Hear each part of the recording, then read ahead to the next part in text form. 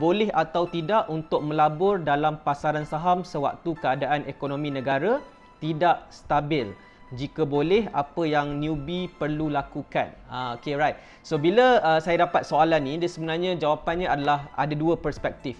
Okay, yang pertama adalah sekiranya kita melabur saham ni untuk short term mindset, okay, untuk capital gain pada waktu ketika ekonomi ataupun politik negara tidak stabil, itu adalah waktu yang kurang sesuai untuk kita membeli saham dan mensasarkan untuk keuntungan yang cepat. Secara ringkasnya tidak sesuai. Tetapi ada juga pendekatan yang kedua di mana kita membeli saham ketika ekonomi tidak stabil, keadaan politik tidak stabil, pasaran saham bearish. Kita membeli saham tersebut ketika waktu tu dan murah kaunter-kaunter saham berada dalam bursa Malaysia. Pendekatan yang kita membeli kaunter adalah dengan membeli ketika harganya murah dan kita sanggup untuk tunggu untuk sesuatu tempoh jangka masa sehingga pasaran ataupun ekonomi negara kembali stabil dan kita akan dapat membuat keuntungan yang lebih banyak pada waktu yang bila sampai waktunya lah. Dia sebenarnya sama ada boleh melabur ataupun tidak dalam sesuatu masa bergantung kepada strategi yang kita nak gunakan. Bila kita faham strategi yang kita gunakan, maka kita dapat bertindak